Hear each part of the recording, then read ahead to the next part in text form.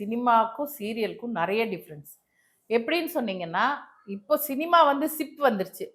Role இருந்தது முன்னாடி. இதுவும் சிப்பு. ஸோ அது வேற. இப்ப இது வந்து ஷூட்டிங் எல்லாம் பார்த்தீங்கன்னா 2ம் ஒண்ணு தான்.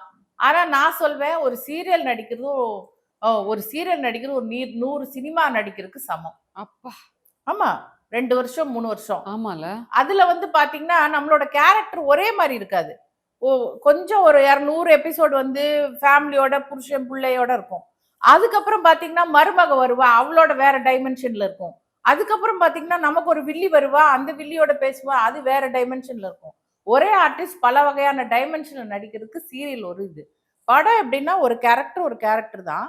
அந்த படம் முடிஞ்சு அது ரிலீஸ் ஆகி ஓடுனா மட்டும் தான் நமக்கு அதுலேருந்து நம்மளோட ரைட்ஸ் இருக்கும். பேரு.